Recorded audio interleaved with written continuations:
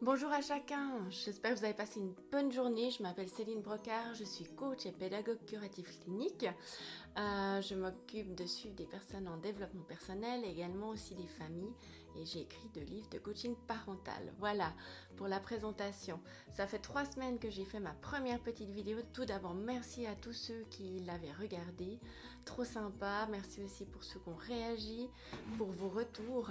Et puis, j'ai mis un peu de temps pour trouver du temps, mais aujourd'hui j'ai dit, là, il faut que je prenne ce temps pour vous parler de comment prendre soin de vous, parce que les semaines se prolongent et on ne sait pas encore combien de temps ça va durer, et on sent qu'il y a une petite baisse de régime, une petite baisse de motivation, et puis aussi, je pense, certains qui ont le moral qui commence un peu à baisser. Du coup, je trouve important de pouvoir vous faire une petite vidéo sur comment prendre soin de vous. Et à l'instar de cet article que j'ai lu ce matin dans le Femina qui parle de la pression que l'on peut se mettre par ce temps de confinement, il faut qu'on arrête de vouloir être dans de la performance. On vit un temps exceptionnel dans toutes les formes qu'on peut imaginer. Tous nos repères sont bousculés, on sort de nos zones de confort.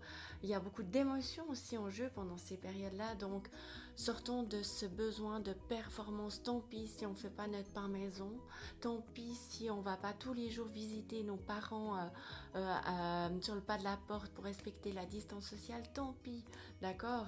Donc, comment prendre soin de vous? Sur mon site internet www.r-source.ch, je vous ai mis une liste d'activités ressources que vous allez pouvoir ouvrir et utiliser. Ces activités ne sont en aucun cas une to-do list. Et voilà, j'ai oublié de regarder la caméra, je m'en excuse. Une to-do list, c'est simplement une liste pour vous inspirer. Donc maintenant, posez-vous la question, chacun là où vous êtes, à combien en est votre réservoir d'énergie?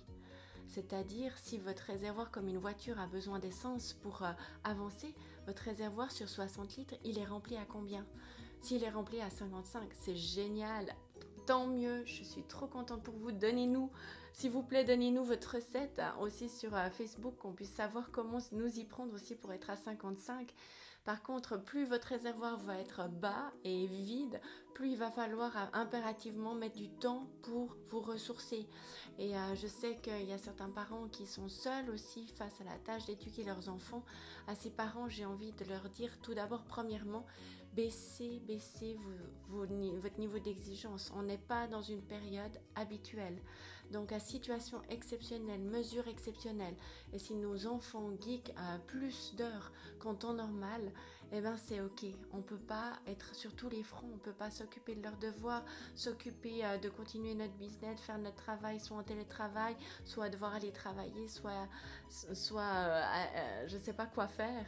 On ne peut pas tout faire comme avant, et surtout qu'en plus de ça on a envie de mieux faire qu'avant parce qu'on se dit mais on a un peu plus de temps, il n'y a plus l'école, il n'y a plus les trajets à la gym, il n'y a plus les trajets à la danse.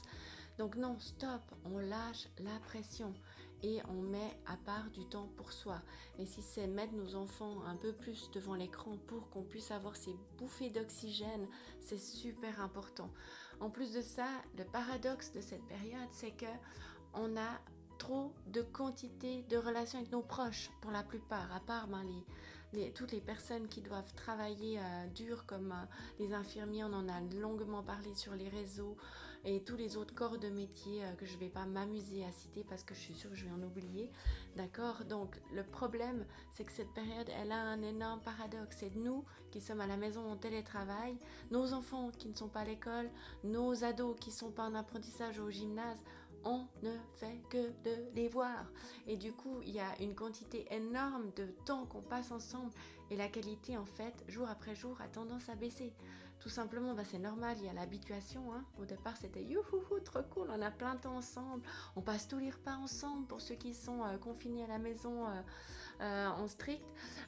Et puis, on n'a surtout plus l'apport en fait de tout ce qu'on vit à l'extérieur qui alimentait nos conversations. Donc c'est un phénomène qui est tout à fait naturel, ok? Donc tout va bien, rassurez-vous. Ça ne veut pas dire qu'il faut s'en contenter.